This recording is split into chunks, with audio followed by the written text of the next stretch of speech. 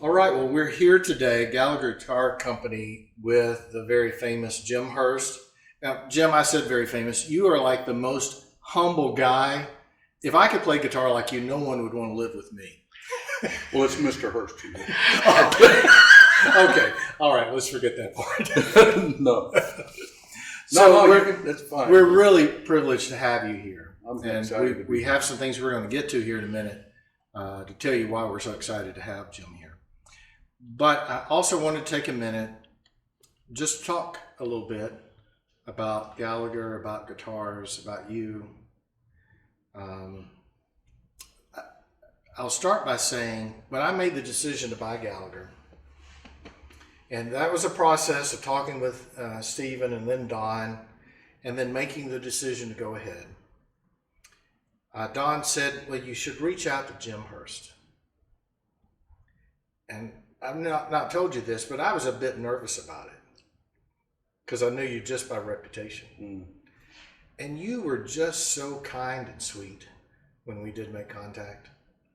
And you expressed gratitude for us doing it and your full support.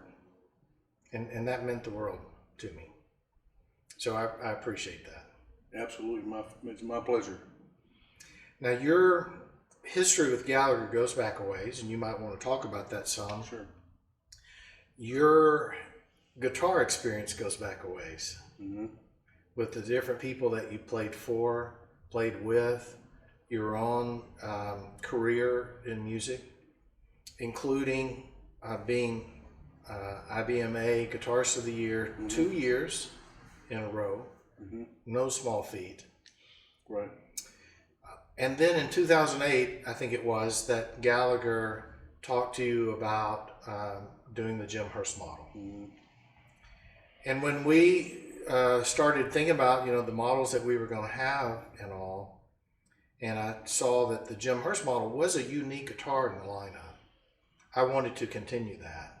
And it was just appropriate that we work with you to continue it. And you gave us our blessing on that. So we're going to talk about that guitar here in a minute, and then Okay. maybe we'll get you to play it a little later too. Sure. But we're just glad. I feel like you're part of the team, and we're really glad to have you here. And I wonder if you talk a feel little that way bit too. about your connection to Gallagher, to Doc, whatever you want to say about that. Sure. Well, first of all, I'm happy to be here. I'm happy you're here. I'm happy the Gallagher guitar line is being continued, and wonderfully so, I might add. Thank you. Thank you. Every guitar I played that's come out of your shop with all these fine people you have working here, you and your wife did something that I think a lot of people maybe couldn't have seen to happen, and it has happened to be one of the things that you felt like you could do. And I know as a Gallagher owner yourself, that was something that was important to you as well. Right. So since you and I talked on the phone that first day, Don actually told me, he says, hey, there's a fellow that might be reaching out to you. And he said, Okay, that sounds like Don. yeah, he said, Yeah. And he said, and he might be taking the company. And I said, Okay. well, first of all, I was sad that the Gallagher family was going to give it up, but it was already closed at that point. Right. And Don had retired, and none of his sons really wanted to do it. And Stephen, while he tried really hard, I don't know that it was in his blood to do it. And I think when you do something like this, if you're one of the luthiers or repairmen or builders in the back, you've got to have a desire for it. Right. It's the same in a way for music. I think musicians, and you're a singer, you're a guitar player and songwriter probably. There's an organic kind of a thing in your DNA that makes you want to do it well when you do it. And so that's the same thing with luthiers. I work with several different handmade guitar companies, and I have worked with a lot of other ones, but I don't really hang my hat in their pages, right? But Gallagher has been with me since my first guitar was built in 1986. Okay. A Doc Watson model. And how that came about, my first guitar was a silver tone Gene Autry guitar. It's about this big. I still have it. Yeah, right. And it's got the cowboy roping and riding on the front. Sweet. It was an import. It was sold through Sears and Roebuck, and he might have paid $20 for it. Yeah. My Uncle Lee Rose, a friend of my family, we call him Uncle Lee. He's not really any relation to us, but he might as well have been. In the South, You can have a next door neighbor, and they might as well be related to you because you get, you know, they come over for coffee and eat supper. Part of the family. Yeah, dig in the garden or whatever, right? Not so much anymore, but back then. And now, so after that guitar, then I was playing different kinds of guitars. My dad had an old, I think he had an old arch top or something. I don't remember what it was, but I used to sit on the floor and lay it down to play it. And then Lee came over and said, you know what, he had a funny voice. Ed, you need to get that boy a guitar, you know. And so, how old were you? I was 4 years old when I got it. Oh my goodness! And I was already playing. And so I don't remember when I started. I don't even remember that. Right. But I do remember the Christmas I got that, which was a year right after I turned 4 years old. Okay. I got that Silvertone, and I was like through the roof. Right. Of course, I'm sure I probably drug it around and used it as a shillelagh and a tennis racket and a ladder or whatever, sled. But I played it a lot, and it still plays. And one of the first songs my buddy Steve Hilton and I wrote was called Crazy Locomotion Blues, and that guitar was recorded on that song. The Silvertone is on that? That Silvertone is on that recording. I'll have to go back and listen to it now. So I had been playing different guitars. My dad had a 1963 Gibson Hummingbird that my mom bought for him because he had been playing different guitars. And we all loved that guitar, but it didn't have a real loud voice. Right. It was wonderful for him, and as a singer, it was, and he was a guitar player too, and I have some early recordings of him hammering on that thing. He played great, but he was more of a singer. And he never wanted to do it live. He just did it at home when we have family. But I kept getting different guitars. My first nylon string guitar was a Cordoba. Right. Not the new version, an older version. Okay. And we're talking the 1900s, right? So, and then I went from that to an Alvarez Yairi, back when that was a really nice guitar for an import. It was solid wood top. Right. And I think the back and sides were ply, but it might have been, it was Brazilian, so I'm sure it was ply. I still have that guitar, but the neck is huge and it's fine. But so then I bought another Alvarez that was one of those that had this funny looking, filigree looking sound holes in the upper bouts. And it was like playing guitar like this. And I loved it. It sounded good to me. I've not seen that type of guitar. Yeah, I've got a picture of it. I had an Alvarez at one point. Yeah. It was something that they sold, right? It wasn't a big deal. But friends of mine got tired of not being able to hear me at a bluegrass jam.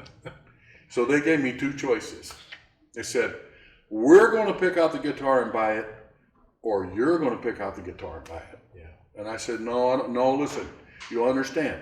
We're going to pick out the guitar and we're going to buy it, or you're going to pick out. And they didn't give me any choice. Those are good friends. Yes, and they still are. I saw Doc and Merle and T. Michael Coleman at a festival in Southern Ohio. And that was the first time I'd seen him live. I had recordings of him. But you know, recordings, they are what they are. And people can get the best guitar and go in the studio. And of course, Doc Watson played guitar. He could play that chair right there and make it sound good, right? He used to anyway. I heard that, and I couldn't believe the sound of that guitar. He and Merle both were playing Gallagher guitars. Right. That was my first introduction. That was what 84, 85. Okay. I think it was 85, because I think Merle passed away later that year, or maybe it was 86 he passed. I'm thinking 86, but I'm not sure. And that's but it also does something to you when it's live. It moves you in a way that it's not the same. Yes, and they were playing, Doc was playing his standard style, and you could hear every note. Mm-hmm. And that's not long before that is when, right about that time, I think, is when the comment came, that guitar rings like a bell. Okay. And that came from Merle Travis to Doc Watson. Right. Anyway, around about that time. So when they said, you got to pick out a guitar, and I thought, okay, well, the first thing I want is a Gallagher Doc Watson model. That's what I want. Did they even know? Well, Toledo, Ohio, nobody knew. They probably knew who Doc Watson was. Right. A lot of the guitar players knew who he was. They didn't have a clue what kind of guitar he played. Right. So I went to my local store, which had been carrying Gibsons for decades, where my dad got his Hummingbird, my oldest brother got his ES335 and Fender amp, where my brother and I got our classical Ovations. A lot of stuff. I actually bought that Alvarez Yairi there. Okay. And the Alvarez after that. So it was our local, and I encourage people to shop local mom and pop all the time anyway. There's a connection. And so I went to Fred at Dirt Hills, and I said, do you know about Gallagher guitars? He said, isn't that what Doc Watson plays? I said, yep. I said, I want a Doc Watson model Gallagher. Can you find out what they are? And he said, sure. So he dug around. He got done. At that point, most guitar companies were making you order 3 instruments to be a dealer. Right. You had to have a 3 instrument order. And Fred said, look, I don't have enough high quality musicians up here to carry 3. Can I get you to send me 1? And Dodd said yes. He agreed. So that's part of this. That's another aspect of that story. Absolutely. Yeah. And so I got that guitar. From your local store. Yes, but from Wartrace. Yes. So Fred called me, he says, hey man, that guitar is here. And I said, okay, I'll be over. And I think that was like within 30 minutes, I was sitting in his, in his store. But I told myself, I'm gonna go around and play every other dreadnought in this place. He had a Mossman, a used Mossman. Yes. He had a couple of Martins. I think he had a 28 and an 18. Okay. He had a Taylor, I think. Yeah, he did have a Taylor. So there was 4 or 5 guitars in there that were upper priced quality guitars. I played all of them, and then I played that Doc, and I went, yeah, there's no question. This is my guitar. And I've got that 86 Gallagher right now, and I used it on the stage of the Opry. I played it at Radio City Music Hall.